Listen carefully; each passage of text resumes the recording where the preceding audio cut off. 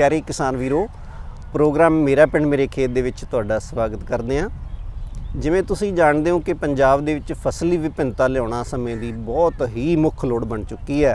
ਸੋ ਫਸਲੀ ਵਿਭਿੰਨਤਾ ਦੇ ਵਿੱਚ ਕਮਾਦ ਜਾਂ ਜਿਹਨੂੰ ਅਸੀਂ ਗੰਨਾ ਕਹਿ ਲਈਏ ਇੱਕ ਇਹੋ ਜਿਹੀ ਫਸਲ ਹੈ ਜਿਹੜੀ ਬਹੁਤ ਹੀ ਢੁਕਵੀਂ ਹੈ। ਸਾਰਾ ਸਾਲ ਸਾਨੂੰ ਇਹ ਕੰਮੇ ਲਾਈ ਰੱਖਦੀ ਹੈ। ਸੋ ਗੰਨੇ ਦੀ ਫਸਲ ਦੇ ਵਿੱਚ ਬਹੁਤ ਸਾਰੇ ਕਿਸਾਨ ਵੀਰਾਂ ਦੁਆਬੇ ਦੇ ਮੱਲਾਂ ਮਾਰ ਰਹੇ ਆ। ਦੁਆਬੇ ਦੇ ਵਿੱਚ ਕਾਫੀ ਪੌਣ ਪਾਣੀ ਹੈ ਜਿਹੜਾ ਇਹਦੇ ਅਨੁਕੂਲ ਵੀ ਹੈ। ਸੋ ਕਿਸਾਨ ਵੀਰ ਉੱਥੇ ਗੰਨੇ ਦੀ ਫਸਲ ਕਾਫੀ ਕਰ ਰਹੇ ਆ। ਸੋ ਜਿਹੜੇ ਵੀਰ ਗੰਨੇ ਦੀ ਕਾਸ਼ਤ ਕਰ ਰਹੇ ਆ, ਗੰਨੇ ਦੇ ਵਿੱਚ ਖਾਦਾਂ ਦੀ ਸੰਤੁਲਿਤ ਵਰਤੋਂ ਕਿਵੇਂ ਕਰਨੀ ਆ, ਇਹੀ ਵਿਸ਼ਾ ਹੈ ਸਾਡੇ ਅੱਜ ਦੇ ਇਸ ਪ੍ਰੋਗਰਾਮ ਦਾ। ਸੋ ਜਾਣਕਾਰੀ ਦੇਣ ਲਈ ਮੇਰੇ ਨਾਲ ਬੈਠੇ ਡਾਕਟਰ ਸਲਵਿੰਦਰ ਸਿੰਘ ਧਾਲੀਵਾਲ ਜੀ, ਜਿਹੜੇ ਪ੍ਰਿੰਸੀਪਲ ਸੋਇਲ ਕੈਮਿਸਟ ਨੇ। ਪੰਜਾਬ ਖੇਤੀਬਾੜੀ ਯੂਨੀਵਰਸਿਟੀ ਲੁਧਿਆਣਾ ਦਾ ਭੂਮੀ ਵਿਗਿਆਨ ਆ ਜਿਹੜਾ ਵਿਭਾਗ, ਉਹਦੇ ਵਿੱਚ ਆਪਣੀ ਇਹ ਸੇਵਾ ਨਿਭਾ ਰਹੇ ਨੇ। ਸੋ ਇਹਨਾਂ ਤੋਂ ਸਾਰੀ ਜਾਣਕਾਰੀ ਹਾਸਲ ਕਰਨੀ ਹੈ ਕਿ ਕਮਾਦ ਦੀ ਫਸਲ ਕਿਸ ਮਿੱਟੀ ਦੇ ਵਿੱਚ ਢੁਕਵੀਂ ਹੈ, ਕਿੱਦਾਂ ਦੇ ਉਹਨਾਂ ਨੂੰ ਛੋਟੇ ਤੱਤਾਂ ਦੀ ਘਾਟ ਆਉਂਦੀ ਆ, ਜਾਂ ਕਿੰਨੀ ਅਸੀਂ ਜਿਹੜੀ ਖਾਦ ਆ ਉਹ ਪਾਉਣੀ ਆ ਤਾਂ ਕਿ ਵਧੀਆ ਝਾੜ ਜਿਹੜਾ ਉਹ ਲਿਆ ਜਾ ਸਕੇ।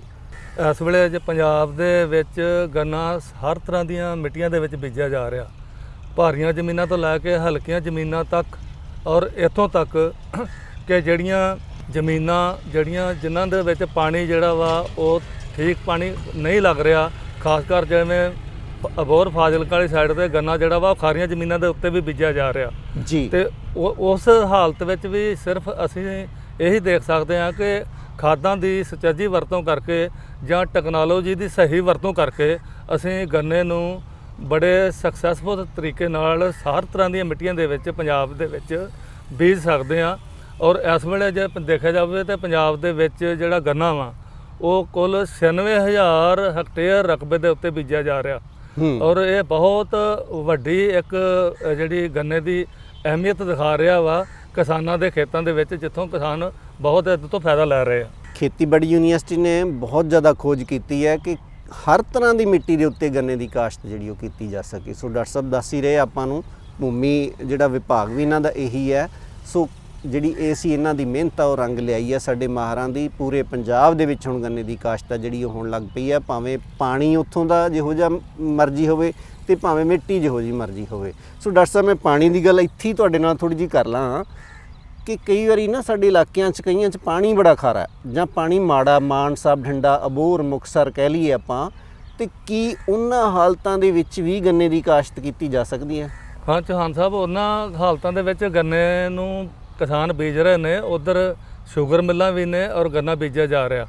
ਉੱਥੇ ਸਿਰਫ ਇੱਕ ਖਾਸ ਚੀਜ਼ ਧਿਆਨ 'ਚ ਰੱਖੀ ਜਾ ਰਹੀ ਆ ਕਿ ਜਿੱਥੇ ਗੰਨਾ ਖਾਰੀਆਂ ਜ਼ਮੀਨਾਂ ਦੇ ਉੱਤੇ ਬੀਜ ਰਹੇ ਆ ਜਾਂ ਜਿਹੜਾ ਖਾਰਾ ਪਾਣੀ ਦੀ ਸਿੰਜਾਈ ਦੀ ਵਰਤੋਂ ਕਰ ਰਹੇ ਆ, ਉਸ ਹਾਲਤ ਦੇ ਵਿੱਚ ਗੰਨੇ ਦੇ ਵਿੱਚ ਆਪਾਂ ਗੋਹੇ ਦੀ ਖਾਦ ਜਾਂ ਫਾਰਮ ਯਾਰਡ ਮਨਿਓਰ ਪਾਉਣੀ ਬਹੁਤ ਜ਼ਰੂਰੀ ਆ। ਉਸ ਤੋਂ ਬਾਅਦ ਗੰਨੇ ਦੇ ਵਿੱਚ ਖਾਸ ਕਰ ਜਿਹੜੀ ਹੋਰ ਵੀ ਇੱਕ ਚੀਜ਼ ਵੇਖੀ ਗਈ ਆ, ਉਹ ਇਹ ਆ ਕਿ ਗੰਨਾ ਜਿਹੜਾ ਵਾ ਉਹਦੀਆਂ ਕਿਸਮਾਂ ਦੀ ਚੋਣ ਵੀ ਉਸ ਇਲਾਕੇ ਵਾਸਤੇ ਕੀਤੀ ਜਾ ਸਕਦੀ ਆ। ਅਤੇ ਖਾਰੀਆਂ ਜ਼ਮੀਨਾਂ ਦੇ ਵਿੱਚ ਜਿਹੜਾ COJ 88 ਗੰਨੇ ਦੀ ਜਿਹੜੀ ਕਿਸਮ ਆ ਉਹ ਬਹੁਤ ਢੁਕਵੀਂ ਆ ਔਰ ਪੂਰਾ ਝਾੜ ਲੈ ਰਹੀ ਆ। ਸੋ ਕਿਸਾਨ ਵੀਰੋ ਦੇਖੋ, ਉਹਨਾਂ ਹਾਲਤਾਂ ਦੇ ਵਿੱਚ ਜਿੱਥੇ ਪਾਣੀ ਖਾਰਾ ਜਾਂ ਜ਼ਮੀਨਾਂ ਮਾੜੀਆਂ ਨੇ ਵੀ, ਉੱਥੇ ਵੀ ਕਾਸ਼ਤ ਸਾਡੇ ਇਸ ਗੰਨੇ ਦੀ ਫਸਲ ਦੀ ਕੀਤੀ ਜਾ ਸਕਦੀ ਹੈ, ਬਸ਼ਰਤੇ ਕਿ ਉੱਥੇ ਡਾਕਟਰ ਸਾਹਿਬ ਦੇ ਦੱਸਣ ਅਨੁਸਾਰ, ਜਿਵੇਂ ਇਹਨਾਂ ਨੇ ਦੱਸਿਆ, ਰੂੜੀ ਖਾਦ ਦਾ ਢੇਰ ਆ ਜਿਹੜਾ ਵਧੀਆ ਬਣਿਆ ਹੈ ਉੱਥੇ ਪਾਇਆ ਜਾਵੇ, ਅਤੇ ਨਾਲ ਕਿਸਮਾਂ ਦੀ ਚੋਣ ਆ ਜਿਹੜੀ ਉਹ ਉਸ ਇਲਾਕੇ ਦੇ ਮੁਤਾਬਕ ਕੀਤੀ ਜਾਵੇ ਤਾਂ ਅਸੀਂ ਗੰਨੇ ਦੀ ਵਧੀਆ ਝਾੜ ਆ ਉਹ ਲੈ ਸਕਦੇ ਹਾਂ। ਸੋ ਡਾਕਟਰ ਸਾਹਿਬ ਥੋੜ੍ਹਾ ਜਿਹਾ ਹੁਣ ਇਸ ਵੇਲੇ ਪੋਜੀਸ਼ਨ ਗੰਨੇ ਦੀ ਕੀ ਆ, ਥੋੜ੍ਹਾ ਸਾਨੂੰ ਇਹ ਦੱਸ ਦਿਓ ਵੀ ਇਸ ਵੇਲੇ ਪੰਜਾਬ ਦੇ ਵਿੱਚ ਗੰਨਾ ਕਿਸ ਤਰ੍ਹਾਂ ਖੜਾ ਆ? ਇਸ ਵੇਲੇ ਪੰਜਾਬ ਦੇ ਸਾਰੇ ਇਲਾਕਿਆਂ ਦੇ ਵਿੱਚ ਜਿਵੇਂ ਮਿੱਲਾਂ ਦੇ ਕ੍ਰਾਸਿੰਗ ਪੀਰੀਅਡ ਦੇ ਹਿਸਾਬ ਨਾਲ ਪੰਜਾਬ ਦੇ ਵਿੱਚ ਆਲਮੋਸਟ ਸਾਰੇ ਜ਼ਿਲ੍ਹਿਆਂ ਦੇ ਵਿੱਚ ਹੀ ਗੰਨਾ ਬੀਜਿਆ ਜਾ ਰਿਹਾ। ਔਰ ਉਹਨਾਂ ਦੇ ਵਿੱਚ ਮਤਲਬ ਜਿਹੜਾ ਖਾਦਾਂ ਦਾ ਇੱਕ ਬੜਾ ਵੱਡਾ ਇਸ਼ੂ ਹੈ ਕਿ ਖਾਦਾਂ ਦੀ ਸੰਤੁਲਿਤ ਵਰਤੋਂ ਕਰਕੇ ਗੰਨੇ ਨੂੰ ਆਪਾਂ ਉਹਦੀ ਬਿਜਾਈ ਕਰ ਰਹੇ ਹਾਂ। ਔਰ ਜਿੱਥੋਂ ਹਲਕੀਆਂ ਜ਼ਮੀਨਾਂ ਦੇ ਉੱਤੇ ਗੰਨਾ ਬੀਜਣ ਦਾ ਸਵਾਲ ਆ, ਉਹਨਾਂ ਹਾਲਾਤਾਂ ਦੇ ਵਿੱਚ ਅਸੀਂ ਯੂਨੀਵਰਸਿਟੀ ਵੱਲੋਂ ਸਿਫਾਰਿਸ਼ ਕਰਦੇ ਹਾਂ 8 ਟਨ ਗੋਹੇ ਦੀ ਖਾਦ ਜਾਂ ਫਾਰਮ ਯਾਰਡ ਮਨਿਓਰ ਪ੍ਰਤੀ ਏਕੜ ਪਾ ਕੇ, ਅਤੇ ਉਸ ਤੋਂ ਬਾਅਦ 130 ਕਿਲੋ ਯੂਰੀਆ ਦੀ ਖਾਦ ਪਾਉਣੀ ਆ, ਜਿਹੜੀ 3 ਕਿਸ਼ਤਾਂ ਦੇ ਵਿੱਚ ਪਾ ਕੇ ਆਪਾਂ ਗੰਨੇ ਦੇ ਵਿੱਚ ਖਾਦਾਂ ਦੀ ਸੁਚੱਜੀ ਵਰਤੋਂ ਕਰਕੇ ਹਲਕੀਆਂ ਜ਼ਮੀਨਾਂ ਦੇ ਉੱਤੇ ਵੀ ਗੰਨੇ ਨੂੰ ਸਫਲਤਾਪੂਰਵਕ ਜਿਹੜਾ ਵਾ ਉਗਾ ਸਕਦੇ ਹਾਂ। ਡਾਕਟਰ ਸਾਹਿਬ ਇਸ ਵੇਲੇ ਜਿਹੜੀ ਕ੍ਰਸ਼ਿੰਗ ਚੱਲ ਰਹੀ ਹੈ ਤੇ ਪੰਜਾਬ ਦੇ ਵਿੱਚ ਗੰਨੇ ਦੀ ਜਿਹੜੀ ਪਿਛਲੇ ਸਾਲ ਦੀ ਬਿਜਾਈ ਸੀ ਸਾਰੀ ਉਹ ਕਟਿੰਗ ਉਹਦੀ ਹੋ ਚੁੱਕੀ ਹੈ, ਜੀ। ਮਿੱਲਾਂ 'ਚ ਗੰਨਾ ਜਾ ਚੁੱਕਿਆ ਤੇ ਨਵੀਂ ਬਿਜਾਈ ਹੈ ਜਿਹੜੀ ਉਹ ਬੜੀ ਜ਼ੋਰਾਂ ਤੇ ਇਸ ਵੇਲੇ ਪੰਜਾਬ ਦੇ ਵਿੱਚ ਹੋ ਰਹੀ ਹੈ। ਕੀ ਡਾਕਟਰ ਸਾਹਿਬ ਜਿਹੜੇ ਕਿਸਾਨ ਵੀਰਾਂ ਨੇ ਸਾਲ ਜਾਂ 2 ਸਾਲ ਫਸਲ ਲੈ ਲਈ ਉਸ ਖੇਤ ਦੇ ਵਿੱਚੋਂ, ਉਹ ਨਵੀਂ ਬਿਜਾਈ ਲਈ ਆਪਣੀ ਜ਼ਮੀਨ ਬਦਲ ਦੇਣ ਜਾਂ ਉੱਥੇ ਹੀ ਬੀਜਣ? ਥੋੜਾ ਜਿਹਾ ਇਹਦੇ ਨਾਲ ਕੋਈ ਫਰਕ ਪਊਗਾ ਝਾੜ ਤੇ? ਕੁਝ ਕਿਸਾਨ ਜਿਹੜੇ 2 ਸਾਲ ਤੋਂ ਬਾਅਦ, ਕੁਝ ਕਿਸਾਨ ਤਾਂ 1 ਸਾਲ ਤੋਂ ਬਾਅਦ ਹੀ ਗੰਨੇ ਦੀ ਫਸਲ ਜ਼ਮੀਨ ਬਦਲ ਦਿੰਦੇ ਆ, ਜੀ ਜੀ ਕਿਉਂਕਿ ਉਹਦਾ ਝਾੜ ਘਟ ਜਾਂਦਾ ਜੀ। ਤੇ ਕੁਝ ਕਿਸਾਨ ਜਿੱਥੇ ਭਾਰੀਆਂ ਜ਼ਮੀਨਾਂ ਦੇ ਉੱਤੇ ਗੰਨਾ ਵਾ ਉੱਥੇ ਮੋਢਾ ਕਮਾਦ ਰੱਖਦੇ ਆ ਔਰ ਉਹਦੀਆਂ ਘੱਟੋ ਘੱਟ 1 ਜਾਂ 2 ਫਸਲਾਂ ਲੈ ਲੈਂਦੇ ਆ, ਔਰ ਉੱਥੇ ਉਹ ਮੋਢਾ ਕਮਾਦ ਵੀ ਲਗਭਗ ਜੇ ਉਹਦਾ ਪੂਰੀ ਮਿਹਨਤ ਨਾਲ ਉਹਨੂੰ ਤਿਆਰ ਕੀਤਾ ਜਾਵੇ ਤਾਂ ਗੰਨਾ ਜਿਹੜਾ ਵਾ ਉਹ ਪੂਰਾ ਝਾੜ ਦੇਣ 'ਚ ਫਿਰ ਕਾਮਯਾਬ ਹੋ ਜਾਂਦਾ। ਇਸ ਵੇਲੇ ਚੌਹਾਨ ਸਾਹਿਬ ਜੋ ਸਥਿਤੀ ਚੱਲ ਰਹੀ ਹੈ, ਗੰਨਾ ਜਿਹੜਾ ਕਿਸਾਨ ਜਿਹੜੇ ਆ ਉਹ ਨਵਾਂ ਬੀਜ ਰਹੇ ਜਾਂ ਬੀਜ ਦਿੱਤਾ, ਤੇ ਕੁਝ ਮੋਢਾ ਕਮਾਦ ਵੀ ਆ, ਤੇ ਦੋਨਾਂ ਦੇ ਵਿੱਚ ਹੀ ਖਾਦਾਂ ਦੀ ਇਸ ਵੇਲੇ ਬੜੀ ਸੁਚੱਜੀ ਵਰਤੋਂ ਦੀ ਲੋੜ ਆ। ਜਿਹੜਾ ਨਵਾਂ ਕਮਾਦ ਬੀਜਿਆ ਉਹਦੇ ਵਿੱਚ ਹਲਕੀਆਂ ਜ਼ਮੀਨਾਂ ਭਾਵੇਂ ਹੋਣ ਜਾਂ ਭਾਰੀਆਂ ਜ਼ਮੀਨਾਂ ਹੋਣ 8 ਟਨ ਗੋਹੇ ਦੀ ਖਾਦ ਅਸੀਂ ਸਿਫਾਰਿਸ਼ ਕਰਦੇ ਹਾਂ, ਔਰ ਉਹਦੇ ਨਾਲ ਜਿਹੜਾ ਵਾ 40 ਕਿਲੋ ਨਾਈਟ੍ਰੋਜਨ ਯਾਨੀ 90 ਕਿਲੋ ਯੂਰੀਆ ਗੰਨੇ ਦੇ ਨਾਲ ਹੀ ਪੌਰ ਦੇਣੀ ਆ। ਤੇ ਉਸ ਤੋਂ ਬਾਅਦ ਕਮਾਦ ਨੂੰ ਬੀਜ ਕੇ ਆਪਾਂ ਕਮਾਦ ਦੇ ਵਿੱਚੋਂ ਪੂਰਾ ਝਾੜ ਲੈ ਸਕਦੇ ਹਾਂ। ਔਰ ਉਸ ਤੋਂ ਬਾਅਦ ਜਿਹੜੀ ਨਾਈਟ੍ਰੋਜਨ ਦੀ ਖਾਦ ਆ, ਜਿਹੜੀ ਦੂਜੀ ਜਾਂ ਤੀਜੀ ਕਿਸ਼ਤ ਪਾਉਣੀ ਆ, ਉਹ ਅਸੀਂ ਫਰਵਰੀ, ਮਾਰਚ ਔਰ ਜੂਨ ਦੇ ਮਹੀਨੇ ਦੇ ਵਿੱਚ ਮਤਲਬ 2-3 ਕਿਸ਼ਤਾਂ ਦੇ ਵਿੱਚ ਪਾ ਕੇ ਗੰਨੇ ਦੀ ਜਿਹੜੀ ਝਾੜ ਤੋਂ ਅਸੀਂ ਪੂਰਾ ਝਾੜ ਗੰਨੇ ਤੋਂ ਲੈ ਸਕਦੇ ਹਾਂ। ਸੋ ਹਰ ਸਾਲ ਜੇ ਅਸੀਂ ਉਸੇ ਖੇਤ ਦੇ ਵਿੱਚ ਗੰਨਾ ਬੀਜੀ ਜਾਵਾਂਗੇ, ਖੇਤ ਦੇ ਵਿੱਚੋਂ ਸਾਰੇ ਜਿਹੜੇ ਨਿਊਟ੍ਰੀਐਂਟ ਫਸਲ ਲੈ ਲੈਂਦੀ ਹੈ, ਜ਼ਮੀਨ ਖਾਲੀ ਹੋ ਜਾਂਦੀ ਹੈ ਤੇ ਫਿਰ ਅਗਲੇ ਸਾਲ ਗੰਨੇ ਦਾ ਝਾੜ ਦੁਬਾਰਾ ਉੱਥੇ ਨਹੀਂ ਆਉਂਦਾ। ਸੋ ਕਿਸਾਨ ਵੀਰੋ ਕੋਸ਼ਿਸ਼ ਕਰੀਏ ਜਿੱਥੇ ਅਸੀਂ ਪਹਿਲਾਂ ਬਿਜਾਈ ਕੀਤੀ ਸੀ ਗੰਨੇ ਦੀ ਇਸ ਵਾਰ ਉੱਥੇ ਨਾ ਕਰੀਏ ਤੇ ਆਪਾਂ ਉਸ ਤੋਂ ਥਾਂ ਬਦਲ ਦਈਏ। ਤੇ ਡਾਕਟਰ ਸਾਹਿਬ ਨੇ ਦੱਸਿਆ ਕਿ 8 ਟਨ ਰੂੜੀ ਖਾਦ ਬਹੁਤ ਜ਼ਰੂਰੀ ਹੈ ਪਾਉਣੀ। ਵੈਸੇ ਤਾਂ ਸਾਡੇ ਪੰਜਾਬ ਦੇ ਵਿੱਚ ਮਾਲ ਪਸ਼ੂ ਘਟਦਾ ਜਾ ਰਿਹਾ ਆ, 8 ਟਨ ਗੋਹੇ ਦੀ ਖਾਦ ਅਸੀਂ ਕਿੱਥੋਂ ਲਿਆਵਾਂਗੇ? ਮੈਨੂੰ ਨਹੀਂ ਲੱਗਦਾ ਪੰਜਾਬ 'ਚ ਕਿਸੇ ਵੀ ਘਰ 'ਚ ਡਾਕਟਰ ਸਾਹਿਬ ਇੱਕ ਵੀ ਖੇਤ ਨੂੰ ਪਾਉਣ ਲਈ ਪੂਰੀ ਹੁੰਦੀ ਹੋਊਗੀ। ਜੇ ਇਹਦੀ ਘਾਟ ਪੂਰੀ ਨਹੀਂ ਹੁੰਦੀ ਤਾਂ ਫਿਰ ਕੀ ਕਾਰਨ ਉੱਥੇ ਕੀ ਹੋ ਸਕਦਾ ਗੰਨੇ ਦੀ ਫਸਲ ਨੂੰ ਜੇ ਨਹੀਂ ਪਾਉਂਦਾ ਕੋਈ? ਤਾਂ ਉਹਦੇ ਨਾਲ ਇਹੀ ਆ ਕਿ ਚੌਹਾਨ ਸਾਹਿਬ ਜੋ ਗੰਨੇ ਦਾ ਝਾੜ ਜਿਹੜਾ ਘਟ ਜਾਂਦਾ, ਕਿਉਂਕਿ ਸਾਨੂੰ ਜਿਹੜਾ ਜੈਵਿਕ ਮਾਦਾ ਮਿੱਟੀ ਦੇ ਜੀਵਾਣੂਆਂ ਨੂੰ ਕਾਇਮ ਕਰਨ ਵਾਸਤੇ ਸਾਨੂੰ ਜਿਹੜੀਆਂ ਨੇ ਉਹ ਜਾਂ ਬਾਇਓ ਫਰਟੀਲਾਈਜ਼ਰ ਪਾਉਣੀਆਂ ਪੈਣਗੀਆਂ ਮਿੱਟੀ ਦੇ ਵਿੱਚ, ਤਾਂ ਕਿ ਮਿੱਟੀ ਦਾ ਜਿਹੜਾ ਜੈਵਿਕ ਮਾਦਾ ਉਹਨੂੰ ਜਿਹੜਾ ਵਾ ਉਹ 'ਚ ਸੁਧਾਰ ਕੀਤਾ ਜਾ ਸਕੇ ਤੇ ਗੰਨੇ ਦੀ ਜਿਹੜੀ ਆ ਉਹਦੀ ਜਿਹੜੀ ਗਰੋਥ ਆ ਉਹ ਚੰਗੀ ਤਰ੍ਹਾਂ ਹੋ ਸਕੇ। ਇਸ ਵੇਲੇ ਚੌਹਾਨ ਸਾਹਿਬ ਜਿਹੜੀ ਇਸ ਵੇਲੇ ਇਸ਼ੂ ਚੱਲ ਰਿਹਾ ਮੋਢੇ ਕਮਾਦ ਦੇ ਵਿੱਚ, ਜਿੱਥੇ ਮੋਢਾ ਕਮਾਦ ਉੱਗਿਆ ਆਪਾਂ ਕਿਸਾਨਾਂ ਦੇ ਖੇਤਾਂ ਦੇ ਵਿੱਚ ਦੇਖ ਰਹੇ ਹਾਂ ਕਿ ਉੱਥੇ ਲਘੂ ਤੱਤਾਂ ਦੀ ਘਾਟ ਬਹੁਤ ਆ ਰਹੀ ਆ। ਤੁਹਾਡੇ ਕਹਿਣ ਦਾ ਭਾਵ ਇਹ ਹੈ ਕਿ ਜਿੱਥੇ ਗੋਹੇ ਦੀ ਖਾਦ ਨਹੀਂ ਪਾਈ ਹੋਈ ਕਿਸਾਨ ਵੀਰਾਂ ਦੇ ਜਾਂ ਨਹੀਂ ਪਾ ਸਕਦੇ ਤਾਂ ਉਹ ਫਸਲ ਆਪਣੇ ਹੋਰ ਖੇਤ 'ਚ ਬਦਲ ਲੈਣ ਜਿੱਥੇ ਪਰਾਲੀ ਦਵਾਈ ਹੋਵੇ। ਮੈਨੂੰ ਲੱਗਦਾ ਉੱਥੇ ਤੋਂ ਗੰਨਾ ਵਧੀਆ ਰਹਿ ਜਾਊਗਾ, ਹੈ ਨਾ ਜੀ? ਪਰਾਲੀ ਵੀ ਜਿਹੜੀ ਇਸ ਵੇਲੇ ਬੜਾ ਵੱਡਾ ਇਸ਼ੂ ਆ ਕਿ ਆਪਾਂ ਜਿਹੜਾ ਝੋਨੇ ਦੀ ਪਰਾਲੀ ਨੂੰ ਜਿਹੜਾ ਖੇਤਾਂ ਦੇ ਵਿੱਚ ਵਾਹ ਕੇ ਉਹਦੇ ਵਿੱਚ ਬਾਕੀ ਫਸਲਾਂ ਬੀਜ ਰਹੇ ਆ, ਤੇ ਕਮਾਦ ਦੀ ਫਸਲ ਵੀ ਦੇ ਵਿੱਚ ਵੀ ਇਹ ਮਤਲਬ ਕੁਤਰ ਕੇ ਜਾਂ ਕਿਸੇ ਤਰੀਕੇ ਨਾਲ ਪਰਾਲੀ ਦੇ ਵਿੱਚੋਂ ਉਹਦੀ ਮਨਿਓਰ ਬਣਾ ਕੇ ਉਸ ਨੂੰ ਖੇਤ ਦੇ ਵਿੱਚ ਪਾਇਆ ਜਾ ਸਕਦਾ, ਤੇ ਉਹਦੇ ਤੋਂ ਕਾਫੀ ਤੱਤ ਜਿਹੜੇ ਆ ਜ਼ਮੀਨ 'ਚ ਰਿਲੀਜ਼ ਕਰਦੇ ਆ, ਤੇ ਜ਼ਮੀਨ ਦੇ ਵਿੱਚ ਜ਼ਮੀਨ ਦੀ ਭੌਤਿਕ ਦਿਸ਼ਾ ਤੇ ਰਸਾਇਣਿਕ ਦਿਸ਼ਾ ਤੇ ਜੀਵਾਣੂ ਵਾਲਾ ਜਿਹੜੀ ਦਿਸ਼ਾ ਵਾ ਉਹ ਸਾਰੀਆਂ ਹੀ ਉਹਦੇ 'ਚ ਸੁਧਾਰ ਆ ਜਾਂਦਾ ਵਾ ਜੇ ਅਸੀਂ ਮਤਲਬ ਝੋਨੇ ਦੀ ਪਰਾਲੀ ਤੋਂ ਕੋਈ ਉਹਦਾ ਮਨਿਓਰ ਬਣਾ ਕੇ ਖੇਤ ਦੇ ਵਿੱਚ ਪਾ ਦਈਏ। ਤਾਂ ਜੇ ਸਾਨੂੰ ਗੋਹੇ ਦੀ ਖਾਦ ਨਹੀਂ ਅਵੇਲੇਬਲ ਤਾਂ ਅਸੀਂ ਬਾਕੀ ਖੇਤਾਂ 'ਚ ਤਾਂ ਝੋਨੇ ਦੀ ਪਰਾਲੀ ਨੂੰ ਵਾਹਿਆ ਹੀ ਹੋਇਆ ਨਾ, ਜ਼ਮੀਨ ਦੇ ਵਿੱਚ ਅੱਗ ਨਹੀਂ ਲਾਈ। ਸੋ ਉਹ ਜ਼ਮੀਨ ਦੀ ਬਣਤਰ ਹੈ ਜਿਹੜੀ ਕਿਸਾਨ ਵੀਰੋ ਬੜੀ ਵਧੀਆ ਬਣੀ ਹੋਈ ਆ। ਆਪਾਂ ਇਸ ਸਾਲ ਉਸ ਖੇਤ ਦੇ ਵਿੱਚ ਇਸ ਗੰਨੇ ਦੀ ਫਸਲ ਨੂੰ ਕਰ ਲਈਏ ਜਿੱਥੇ ਮੱਲੜ ਪੂਰਾ ਬਣਿਆ ਹੋਇਆ, ਜ਼ਮੀਨ ਦੀ ਭੌਤਿਕ ਸ਼ਕਤੀ ਹੈ ਜਿਹੜੀ ਬਰਕਰਾਰ ਹੈ, ਉੱਥੇ ਅਸੀਂ ਬੀਜੀਏ ਤਾਂ ਕਿ ਆਉਣ ਵਾਲੇ ਸਮੇਂ ਦੇ ਵਿੱਚ ਨਾ ਵੱਡੇ ਤੱਤਾਂ ਦੀ ਘਾਟ ਆ ਜਿਹੜੀ ਜਾਂ ਛੋਟੇ ਤੱਤਾਂ ਦੀ ਘਾਟ ਉਹ ਨਾ ਆਵੇ। ਸੋ ਡਾਕਟਰ ਸਾਹਿਬ ਆਪਾਂ ਬਿਜਾਈ ਵੇਲੇ ਗੱਲ ਕੀਤੀ ਸੀਗੀ ਯੂਰੀਆ ਪੋਰਨ ਦੀ ਨਾਲ, ਕਿਉਂਕਿ ਹੁਣ ਟਾਈਮ ਵੀ ਚੱਲ ਰਿਹਾ ਬਿਜਾਈ ਦਾ। ਹਾਂਜੀ। ਸੋ ਤੁਸੀਂ ਦੱਸਿਆ ਸੀ ਨਾਲ ਪੋਰ ਦੇਣਾ 90 ਕਿਲੋ ਆਮ ਜ਼ਮੀਨਾਂ 'ਚ ਤੁਸੀਂ ਗੱਲ ਕੀਤੀ ਹੈ ਸ਼ਾਇਦ। ਸੋ ਇਸ ਤੋਂ ਬਾਅਦ ਜਿਹੜੀ ਆਪਾਂ ਫਾਸਫੋਰਸ ਦੀ ਘਾਟ ਨੂੰ ਕਿਵੇਂ ਪੂਰਾ ਕਰਨਾ ਥੋੜ੍ਹਾ ਜਿਹਾ ਉਹ ਵੀ ਦੱਸੋ ਸਰ। ਚੌਹਾਨ ਸਾਹਿਬ ਜੋ ਸ਼ੂਗਰ ਕੇਨ ਦੇ ਵਿੱਚ ਜਿਹੜੀ ਆ ਦੇਖਿਆ ਗਿਆ ਕਿ ਜਿਹੜੀ ਫਾਸਫੋਰਸ ਦੀ ਖਾਦ ਆ ਉਹ ਆਪਾਂ ਗੰਨੇ ਦੀ ਖੇਤ ਦੇ ਵਿੱਚ ਬਿਲਕੁਲ ਨਹੀਂ ਸਿਫਾਰਿਸ਼ ਕਰਦੇ ਜੀ, ਕਿਉਂਕਿ ਇਹ ਫਾਸਫੋਰਸ ਦੀ ਘਾਟ ਨੂੰ ਬਿਲਕੁਲ ਨਹੀਂ ਮੰਨਦੀ।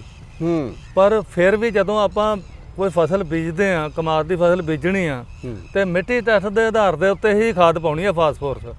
ਉਸ ਤਰੀਕੇ ਨਾਲ ਖਾਦ, ਉਸ ਤੋਂ ਬਿਨਾਂ ਖਾਦ ਨਹੀਂ ਪਾਉਣੀ, ਕਿਉਂਕਿ ਜੇ ਉਦਾਂ ਆਪਾਂ ਖਾਦ ਪਾਵਾਂਗੇ ਫਾਸਫੋਰਸ ਦੀ ਤੇ ਸਾਡਾ ਇੱਕ ਬੜਾ ਵੱਡਾ ਇੱਕ ਵੇਸਟੇਜ ਆ, ਖਾਦ ਦੀ ਵੇਸਟੇਜ ਆ। ਬਿਲਕੁਲ। ਤੇ ਖਾਦ ਦੀ ਸੁਚੱਜੀ ਵਰਤੋਂ ਕਰਨ ਵਾਸਤੇ ਆਪਾਂ ਫਾਸਫੋਰਸ ਦੀ ਖਾਦ ਸਿਰਫ ਮਿੱਟੀ ਟੈਸਟ ਆਧਾਰ ਤੇ ਹੀ ਪਾਉਣੀ ਆ। ਪਿਛਲੇ ਤੋਂ 3 ਸਾਲਾਂ ਤੋਂ ਸਾਡਾ ਜਿਹੜਾ ਖੇਤੀਬਾੜੀ ਵਿਭਾਗ ਹੈ ਨਾ ਪੰਜਾਬ ਦਾ, ਉਹ ਖੇਤ ਦੀ ਮਿੱਟੀ ਟੈਸਟ ਕਰ ਰਿਹਾ। ਓਕੇ। ਤਕਰੀਬਨ ਕਿਸੇ ਕਿਤੇ ਹੀ ਫਾਸਫੋਰਸ ਦੀ ਘਾਟ ਆ ਰਹੀ ਹੈ, ਨਹੀਂ ਤਾਂ ਬਹੁਤਾਤ ਜ਼ਿਆਦਾ ਆ ਰਹੀ ਹੈ। ਜੇ ਅਸੀਂ ਦੇਖੀਏ ਸਾਡੇ ਪੰਜਾਬ ਦੀਆਂ ਜ਼ਮੀਨਾਂ ਦੇ ਵਿੱਚ ਕਿਸਾਨ ਵੀਰੋ, ਸੋ ਫਾਸਫੋਰਸ ਤੱਤ ਸਾਡੀ ਜ਼ਮੀਨ ਦੇ ਵਿੱਚ ਬਹੁਤ ਹੈ। ਡਾਕਟਰ ਸਾਹਿਬ ਨੇ ਦੱਸਿਆ ਮਿੱਟੀ ਪਰਖ ਦੇ ਆਧਾਰ ਤੇ ਜਿਹੜੀ DAP ਪਾਉਣੀ ਆ, ਜੇ ਤੁਹਾਡੇ ਟੈਸਟ ਦੇ ਵਿੱਚ ਆਉਂਦੀ ਆ ਘਾਟ ਤਾਂ ਅਸੀਂ ਪਾਉਣੀ ਆ DAP, ਨਹੀਂ ਤਾਂ ਗੰਨੇ ਦੀ ਫਸਲ ਨੂੰ ਫਾਸਫੋਰਸ ਦੀ ਸਿਫਾਰਿਸ਼ ਨਹੀਂ ਹੈ। ਆਪਾਂ ਗੱਲ ਕਰੀਏ ਕਿ ਇਹ ਖਾਦਾਂ ਜਿਵੇਂ ਜੇ ਕਿਸੇ ਨੇ ਪਾਉਣੀ ਵੀ ਆ ਘਾਟ ਵੇਲੇ, ਤਾਂ ਫਾਸਫੋਰਸ ਜਿਹੜੀ ਉਹ ਕਿਵੇਂ ਪਾਉਣੀ ਆ? ਕਿ ਬਾਅਦ ਦੇ ਵਿੱਚ ਛਿੱਟਾ ਦੇਣਾ ਜਦੋਂ ਪੂਰੀਆਂ ਆਪਾਂ ਬੀਜਤੀਆਂ, ਜਾਂ ਕਿਵੇਂ ਉਹ ਨਾਲ ਪੂਰਨਾ ਇਹਨੂੰ? ਇਹਨੂੰ ਚੌਹਾਨ ਸਾਹਿਬ ਜਿਹੜੀ ਫਾਸਫੋਰਸ ਦੀ ਖਾਦ ਆ, ਇਹਨੂੰ ਆਪਾਂ ਮਤਲਬ ਬਾਅਦ ਵਿੱਚ ਛੱਟਾ ਨਹੀਂ ਦਿੰਦੇ, ਇਹਨੂੰ ਸਿਰਫ ਜੜ੍ਹਾਂ 'ਚ ਹੀ ਪਾਉਣਾ ਪੈਂਦਾ। ਹਾਂ, ਜਦ ਬਜਾਈ ਵੇਲੇ ਹੀ ਪਾਉਣਾ ਪੈਂਦਾ। ਬਜਾਈ ਵੇਲੇ ਤੁਸੀਂ ਮਿੱਟੀ ਟੈਸਟ ਆਧਾਰ ਜਦੋਂ ਮੰਨ ਕੇ ਚੱਲੇ ਤਾਂ ਉਸ ਵੇਲੇ ਸਾਨੂੰ ਪਤਾ ਲੱਗ ਜਾਊ ਕਿ ਸਾਡੇ ਖੇਤ ਦੇ ਵਿੱਚ ਫਾਸਫੋਰਸ ਦਾ ਲੈਵਲ ਦਰਮਿਆਨਾ ਵਾ ਕਿ ਜਾਂ ਉੱਪਰ ਆ ਜਾਂ ਬਹੁਤ ਘੱਟ ਆ। ਉਸੇ ਹਿਸਾਬ ਦੇ ਨਾਲ ਹੀ ਉਨੀ ਹੀ ਖਾਦ ਜੋ ਯੂਨੀਵਰਸਿਟੀ ਸਿਫਾਰਿਸ਼ ਕਰਦੀ ਆ, ਉਹ ਆਪਾਂ ਉਹਦੇ 'ਚ ਖਾਦ ਪਾਉਣੀ ਹੈ। ਚੌਹਾਨ ਸਾਹਿਬ, ਕਈ ਵਾਰੀ ਨਾ ਕਿਸਾਨ ਵੀਰ ਕੀ ਕਰਦੇ ਆ ਵੀ ਸਾਡੇ ਗੰਨੇ ਦੀ ਪੂਰੀ ਹੈ ਜਿਹੜੀ ਬਹੁਤ ਮੋਟੀ ਹੋ ਗਈ, ਉਹ ਫਿਰ ਵਿੱਚ ਵਿਚਾਲੇ ਜਾ ਕੇ ਵੀ ਨਾ 5-6 ਮਹੀਨਿਆਂ ਬਾਅਦ ਵੀ ਥੋੜੀ ਜਿਹੀ DAP ਪਾ ਦਿਓ, ਥੋੜੀ ਯੂਰੀਆ ਹੋਰ ਛਿੱਟਾ ਮਾਰ ਦਿਓ, ਤਕਰੀਬਨ 2 ਮਹੀਨੇ ਬਾਅਦ 4 ਮਹੀਨੇ ਬਾਅਦ ਮਾਰਦੇ ਹੀ ਰਹਿੰਦੇ ਆ ਛਿੱਟਾ। ਸੋ ਵਧੇਰੇ ਖਾਦ ਨਾ ਵਰਤਣ ਸਾਡੇ ਕਿਸਾਨ ਵੀਰ, ਥੋੜਾ ਜਿਹਾ ਇਹਨਾਂ ਨੂੰ ਆਪਾਂ ਸੁਚੇਤ ਕਰੀਏ। ਸੋ ਕਿਸਾਨ ਵੀਰੋ, ਜਿਹੜਾ ਮੇਨ ਇਹ ਆ ਕਿ ਜਿਹੜਾ ਅਸੀਂ ਸਭ ਤੋਂ ਜਿਹੜਾ ਬਾਰ-ਬਾਰ ਇਹ ਗੱਲ ਤੇ ਜ਼ੋਰ ਦਿੰਦੇ ਆ ਕਿ ਜਿਹੜੀ ਕੋਈ ਵੀ ਖਾਦ ਪਾਉਣੀ ਆ ਉਹ ਮਿੱਟੀ ਟੈਸਟ ਆਧਾਰ ਤੇ ਹੀ ਪਾਉਣੀ ਆ। ਉਸ ਤੋਂ ਬਿਨਾਂ ਅਸੀਂ ਜਿਹੜੀ ਵੀ ਖਾਦ ਪਾ ਰਹੇ ਆ ਉਹ ਸਾਡੀ ਇੱਕ ਕਿਸਮ ਦੀ ਬੜੀ ਵੱਡੀ ਵੇਸਟੇਜ ਆ। ਯੂਨੀਵਰਸਿਟੀ ਨੇ ਇੱਕ ਬੜਾ ਵੱਡਾ ਪਿਛਲੇ 4-5 ਸਾਲਾਂ ਦੇ ਵਿੱਚ ਇੱਕ ਮੈਸੇਜ ਦਿੱਤਾ, ਪੰਜਾਬ ਗਵਰਨਮੈਂਟ ਦੇ ਅੰਕੜੇ ਵੀ ਆ, ਕਿ ਕਿਸਾਨ ਪਹਿਲਾਂ ਫਾਸਫੋਰਸ ਖਾਦ ਆਮ ਪਾਉਂਦਾ ਸੀਗਾ, ਜਦੋਂ ਕਿ ਹੁਣ ਯੂਨੀਵਰਸਿਟੀ ਨੇ ਇਹ ਕਹਿ ਦਿੱਤਾ ਕਿ ਖਾਦ ਦਾ ਜਿਹੜਾ ਜ਼ਮੀਨ ਦੇ ਵਿੱਚ ਜਿਹੜਾ ਰੈਜ਼ੀਡੂਅਲ ਇਫੈਕਟ ਬੜਾ ਲੰਬਾ ਸਮਾਂ ਰਹਿੰਦਾ, ਤੇ ਆਪਾਂ ਫਾਸਫੋਰਸ ਦੀ ਖਾਦ ਨੂੰ ਹਰ ਸਾਲ ਨਾ ਪਾਈਏ, ਮਿੱਟੀ ਟੈਸਟ ਆਧਾਰ ਤੇ ਪਾਈਏ। ਤਾਂ ਕਿਸਾਨਾਂ ਨੇ ਹੁਣ ਉਹ ਮਿੱਟੀ ਟੈਸਟ ਦੇ ਆਧਾਰ ਤੇ ਖਾਦਾਂ ਪਾਉਣੀਆਂ ਸ਼ੁਰੂ ਕਰ ਦਿੱਤੀਆਂ, ਜਿਹਦੇ ਨਾਲ ਕੀ ਹੋਇਆ ਕਿ ਫਾਸਫੋਰਸ ਦੀ ਖਾਦ ਦੀ ਪੰਜਾਬ ਗਵਰਨਮੈਂਟ ਦੇ ਅੰਕੜੇ ਕਹਿ ਰਹੇ ਆ ਕਿ ਕਾਫੀ ਪਿਛਲੇ ਸਾਲਾਂ ਨਾਲੋਂ ਕੰਜ਼ੰਪਸ਼ਨ ਘਟੀ ਆ ਔਰ ਖਾਦ ਦੀ ਬਚਤ ਹੋਈ ਆ। ਕਿਸਾਨ ਵੀਰ ਹੁਣ ਕਾਫੀ ਸੂਝਵਾਨ ਹੋ ਚੁੱਕੇ ਆ ਜੀ। ਉਹ ਯੂਨੀਵਰਸਿਟੀ ਨਾਲ ਵੀ ਜੁੜੇ ਹੋਏ ਆ, ਉਹ ਕ੍ਰਿਸ਼ੀ ਵਿਗਿਆਨ ਕੇਂਦਰਾਂ ਨਾਲ ਵੀ ਜੁੜੇ ਹੋਏ ਆ, ਉਹ ਖੇਤੀਬਾੜੀ ਮਹਿਕਮੇ ਦੇ ਨਾਲ ਵੀ ਜੁੜੇ ਹੋਏ ਆ, ਪੰਜਾਬ ਦੇ ਨਾਲ ਉਹਨਾਂ ਦੇ ਮੇਲਿਆਂ 'ਚ ਜਾਂਦੇ ਆ। ਸੋ ਉੱਥੇ ਬਾਰ-ਬਾਰ ਇਹੀ ਜ਼ਿਕਰ ਸਾਡੇ ਮੇਲਿਆਂ ਦੇ ਵਿੱਚ ਮਾਹਰਾਂ ਵੱਲੋਂ ਕੀਤਾ ਜਾਂਦਾ ਕਿ ਵਧੇਰੇ ਖਾਦਾਂ ਦੀ ਵਰਤੋਂ ਜ਼ਮੀਨ ਨੂੰ ਮਾੜਾ ਬਣਾਉਂਦੀ ਹੈ ਕਿਸਾਨ ਵੀਰੋ। ਸੋ ਆਪਾਂ ਇਹਦੇ 'ਤੇ ਧਿਆਨ ਦਈਏ। ਇੱਕ ਤਾਂ ਸਾਡੇ ਪੈਸਿਆਂ ਦੀ ਬਚਤ ਆ ਜਿਹੜੀ ਉਹ ਅਸੀਂ ਕਰ ਸਕਦੇ ਹਾਂ ਘੱਟ ਸੁਚੱਜੀ ਵਰਤੋਂ ਕਰਕੇ। ਦੂਸਰਾ, ਸਾਡੀ ਜਿਹੜੀ ਫਸਲ ਨੂੰ ਨਾ ਵਾਧੂ ਫਿਰ ਕੀੜੇ ਮਕੌੜੇ ਬਾਅਦ ਦੇ ਵਿੱਚ ਲੱਗਦੇ, ਉਹ ਵੀ ਯੂਰੀਏ ਨਾਲ ਹੀ ਲੱਗਦੇ ਆ। ਸੋ ਆਪਾਂ ਕਿਉਂ ਨਾ ਇਹਦੇ ਕਈ ਫਾਇਦੇ ਲਈਏ ਘੱਟ ਯੂਰੀਆ ਜਾਂ ਘੱਟ ਹੋਰ ਖਾਦ ਪਾ ਕੇ। ਸੋ ਡਾਕਟਰ ਸਾਹਿਬ, ਆਪਾਂ ਗੱਲ ਕਰੀਏ ਛੋਟੇ ਤੱਤਾਂ ਦੀ, ਲਘੂ ਤੱਤਾਂ ਦੀ ਘਾਟ ਸਾਡੇ ਪੰਜਾਬ ਦੇ ਵਿੱਚ ਆ ਜਾਂਦੀ ਆ, ਹੁਣ ਆਉਣ ਲੱਗ ਗਈ ਹੈ। ਸਾਰੀਆਂ ਫਸਲਾਂ ਨੂੰ ਆਉਣ ਲੱਗ ਗਈ, ਕਣਕ, ਝੋਨਾ, ਮੱਕੀ, ਗੰਨਾ ਸਾਰਿਆਂ ਨੂੰ ਆਉਣ ਲੱਗ ਗਈ ਹੈ। ਸੋ ਲਘੂ ਤੱਤਾਂ ਦੀ ਜੇ ਘਾਟ ਦੀ ਗੱਲ ਕਰੀਏ ਤਾਂ ਮੁੱਖ ਫਸਲ ਸਾਡੀ ਜਿਹੜੀ ਇਹ ਗੰਨਾ, ਇਹਦੇ ਤੇ ਕਿਹੜੇ ਤੱਤਾਂ ਦੀ ਘਾਟ ਆ ਸਕਦੀ ਹੈ? ਲਘੂ ਤੱਤਾਂ ਦੇ ਆਪਾਂ ਜਿਹੜੇ ਗੰਨੇ ਦੇ ਵਿੱਚ ਜਿਨ੍ਹਾਂ ਦੀ ਆਪਾਂ ਘਾਟ ਆਮ ਵੇਖਣ ਨੂੰ ਮਿਲੀ ਆ ਔਰ ਯੂਨੀਵਰਸਿਟੀ ਦੀ ਸਿਫਾਰਿਸ਼ ਵੀ ਆ, ਉਹਦੇ ਵਿੱਚ ਲੋਹਾ ਤੇ ਜ਼ਿੰਕ ਦੋ ਲਘੂ ਤੱਤ ਨੇ ਜਿਨ੍ਹਾਂ ਦੀ ਜਿਹੜੀ ਘਾਟ ਆਉਂਦੀ ਆ ਔਰ ਅਸੀਂ ਇਹਦੀ ਸਿਫਾਰਿਸ਼ ਕਰਦੇ ਆ ਪੂਰੀ ਕਰਨ ਦੀ।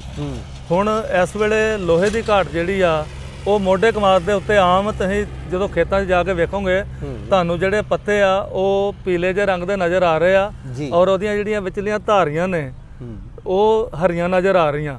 ਤੇ ਹੌਲੀ ਹੌਲੀ ਕੀ ਹੋ ਰਿਹਾ ਕਿ ਜਿਵੇਂ ਜਿਵੇਂ ਇਹ ਘਾਟ ਵੱਧਦੀ ਜਾ ਰਹੀ ਆ ਤੇ ਸਾਰਾ ਪੱਤਾ ਚਿੱਟੇ ਰੰਗ ਦਾ ਹੋ ਰਿਹਾ, ਪੇਪਰ ਵਰਗਾ ਰੰਗ ਹੋ ਰਿਹਾ। ਉਹ ਇੱਕ ਲੋਹੇ ਦੀ ਘਾਟ ਦੀਆਂ ਇਹ ਲੱਛਣ ਨੇ। ਤੇ ਇਸ ਨੂੰ ਪੂਰਾ ਕਰਨ ਵਾਸਤੇ ਜਿਹੜਾ 2-3 ਜਿਹੜੀਆਂ ਕਿਸਾਨ ਵੀਰ ਗੱਲਾਂ ਦਾ ਧਿਆਨ ਰੱਖ ਸਕਦੇ ਆ।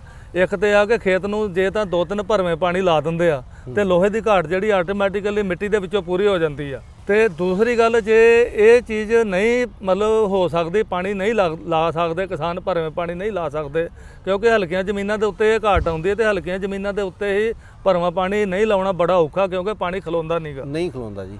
ਉਸ ਹਾਲਤ ਦੇ ਵਿੱਚ 1% ਫੈਰਸ ਸਲਫੇਟ ਦੀ ਸਪਰੇਅ ਜਿਹੜੀ ਆ, ਮਤਲਬ 1 ਕਿਲੋ ਫੈਰਸ ਸਲਫੇਟ 100 ਲੀਟਰ ਪਾਣੀ 'ਚ ਘੋਲ ਕੇ 2-3 ਸਪਰੇਆਂ ਕਰ ਦਿਓ ਹਫ਼ਤੇ ਦੇ ਫਰਕ ਦੇ ਨਾਲ, ਤੇ ਜਿਹੜੀ ਲੋਹੇ ਦੀ ਘਾਟ ਆ ਤੁਹਾਡੀ ਕੰਪਲੀਟਲੀ ਮੁਕੰਮਲ ਤੌਰ ਤੇ ਪੂਰੀ ਹੋ ਸਕਦੀ ਆ।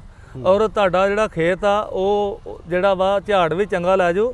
ਔਰ ਜਿਹੜੀ ਇਸ ਵੇਲੇ ਜਿਹੜੀ ਗੰਨੇ ਦੇ ਗੁੜ ਦੀ ਗੁਣਵੰਤਾ ਵਾ ਉਹ ਜ਼ਿਆਦਾ ਮਿਨਰਲ ਦੇ ਨਾਲ ਜਾਣੀ ਜਾਂਦੀ ਹੈ, ਉਹਦੇ 'ਚ ਲੋਹਾ ਤੇ ਜ਼ਿੰਕ ਆਮ ਨੇ, ਤੇ ਉਹਦੇ ਕਰਕੇ ਉਹਦੀ ਗੁਣਵੰਤਾ ਦੇ ਵਿੱਚ ਵੀ ਜਾ ਕੇ ਬਹੁਤ ਅਸਰ ਪੈਂਦਾ। ਵੀਰੋ ਡਾਕਟਰ ਸਾਹਿਬ ਨੇ ਦੱਸਿਆ ਕਿ ਜਿਹੜੀ ਇਹ ਘਾਟ ਆ ਨਾ, ਜਦੋਂ ਅਸੀਂ ਫਿਰ ਬਾਅਦ ਦੇ ਵਿੱਚ ਸਾਲ ਬਾਅਦ ਗੰਨਾ ਵੱਢ ਕੇ ਗੁੜ ਬਣਾਉਣੇ ਆ, ਉਦੋਂ ਬੜੀ ਰੜਕਦੀ ਹੈ ਇਹ।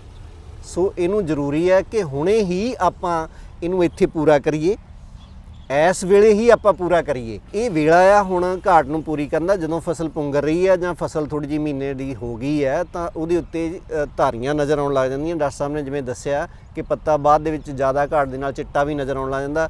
1% ਫੈਰਸ ਸਲਫੇਟ ਦਾ ਘੋਲ ਬਣਾ ਕੇ, ਯਾਨੀ ਕਿ 1 ਕਿਲੋ ਲੋਹਾ ਘਾਟ ਤੇ 100 ਲੀਟਰ ਪਾਣੀ 'ਚ ਘੋਲ ਕੇ ਅਸੀਂ ਹਫਤੇ ਦੇ ਵਕਫੇ ਦੇ ਨਾਲ 3 ਸਪਰੇਆਂ ਕਰੀਏ ਤਾਂ ਘਾਟ ਨੂੰ ਪੂਰਾ ਕਰ ਸਕਦੇ ਹਾਂ। ਡਾਕਟਰ ਸਾਹਿਬ, ਦੂਸਰੀ ਘਾਟ ਤੁਸੀਂ ਦੱਸਿਆ ਸੀ ਜ਼ਿੰਕ ਦੀ। ਹਾਂਜੀ। ਸੋ ਇਹਦੀਆਂ ਨਿਸ਼ਾਨੀਆਂ ਪਹਿਲਾਂ ਸਾਡੇ ਕਿਸਾਨ ਵੀਰਾਂ ਨੂੰ ਦੱਸੋ ਕੀ ਹੋਣ। ਜ਼ਿੰਕ ਦੀ ਘਾਟ ਦੀਆਂ ਨਿਸ਼ਾਨੀਆਂ ਬੜੀਆਂ ਸਿੱਧੀਆਂ ਨੇ ਕਿ ਜਿਹੜੇ ਗੰਨੇ ਦੇ ਪੱਤੇ ਜਿਹੜੇ ਆ ਉਹ ਜੰਗਾਲੇ ਜਿਹੇ ਰੰਗ ਦੇ ਹੋ ਜਾਂਦੇ ਆ, ਤੇ ਪੱਤੇ ਦੇ ਵਿੱਚ ਜਿਹੜੀ ਆ ਨਾ ਇੱਕ ਕਿਸਮ ਦੀ ਜਾਨ ਜੀ ਚਲੀ ਜਾਂਦੀ ਆ, ਪੱਤਾ ਸੁੱਕ ਕੇ ਹੇਠਾਂ ਨੂੰ ਲੰਮ ਕੇ ਡਿੱਗਦਾ, ਤੇ ਉਹ ਜਦੋਂ ਜੰਗਾਲੇ ਪੱਤਿਆਂ ਦਾ ਜਿਹੜਾ ਥੱਲੇ ਨੂੰ ਡਿੱਗਣਾ ਨਾ, ਉਹਦਾ ਪਤਾ ਲੱਗਦਾ ਕਿ ਇਹਦੇ 'ਚ ਜ਼ਿੰਕ ਦੀ ਘਾਟ ਆ।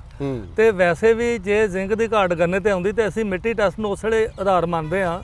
ਜੇ ਮਿੱਟੀ ਦੇ ਵਿੱਚ ਉਸ ਵੇਲੇ ਟੈਸਟ ਇਹ ਕਹਿੰਦਾ ਕਿ ਜਿਹੜਾ ਜ਼ਿੰਕ ਦਾ ਲੈਵਲ ਆ 600 ਗ੍ਰਾਮ ਪ੍ਰਤੀ ਏਕੜ ਦੇ ਹਿਸਾਬ ਤੋਂ ਘੱਟ ਨਿਕਲਿਆ, ਤਾਂ ਸਮਝ ਲਓ ਕਿ ਸਾਡੇ ਉਸ ਵੇਲੇ ਜ਼ਿੰਕ ਦੀ ਘਾਟ ਮਿੱਟੀ 'ਚ ਆ ਗਈ ਆ, ਤੇ ਗੰਨੇ ਦੇ ਉੱਤੇ ਵੀ ਆਉਣੀ ਆ।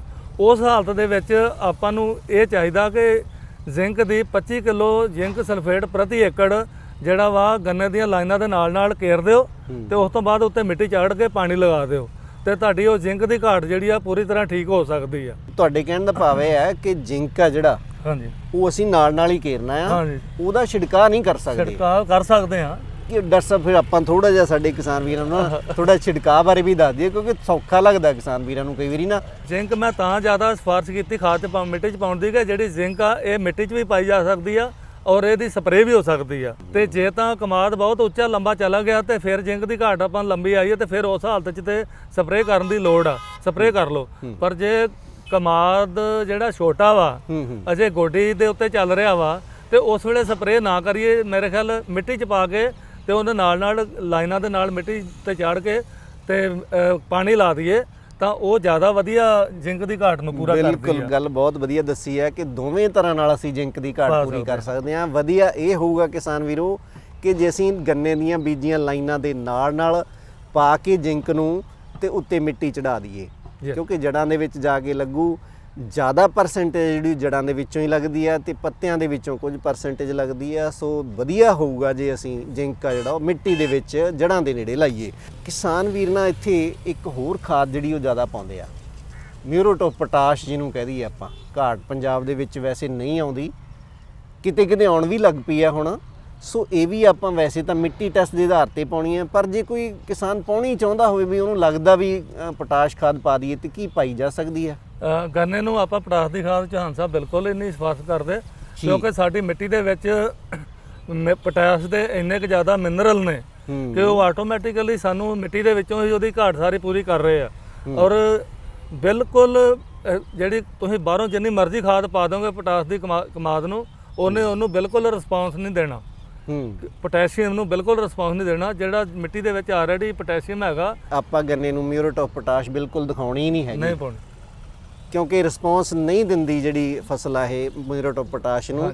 ਸੋ ਡਾਕਟਰ ਸਾਹਿਬ, ਗੰਨੇ ਦਾ ਝਾੜ ਵਧੀਆ ਲੈਣ ਲਈ ਕੋਈ ਜ਼ਰੂਰੀ ਨੁਕਤੇ ਸਾਡੇ ਕਿਸਾਨ ਵੀਰਾਂ ਨੂੰ ਹੁਣ ਜ਼ਰੂਰ ਦੱਸੋ। ਗੰਨੇ ਦਾ ਜਿਹੜਾ ਜ਼ਿਆਦਾ ਝਾੜ ਲੈਣ ਵਾਸਤੇ ਕਿਸਾਨ ਵੀਰਾਂ ਨੂੰ ਜਿਹੜੀਆਂ ਮੇਨ ਹਦਾਇਤਾਂ ਨੇ ਕਿ ਬਜਾਈ ਤੋਂ ਲੈ ਕੇ ਜਿਹੜਾ ਇਹਦੇ ਸਾਰੀ ਜਿਹੜੀ ਮੈਨੇਜਮੈਂਟ ਆ ਉਹ ਸਾਰੀ ਬੜੇ ਧਿਆਨ ਨਾਲ, ਜੋ ਯੂਨੀਵਰਸਿਟੀ ਨੇ ਪੈਕੇਜ ਦੇ ਵਿੱਚ ਇੱਕ ਸਿਫਾਰਿਸ਼ ਕੀਤੀ ਆ, ਉਹ ਉੱਥੋਂ ਤੱਕ ਲੈ ਕੇ ਚੱਲਣ ਤਾਂ ਜ਼ਿਆਦਾ ਵਧੀਆ।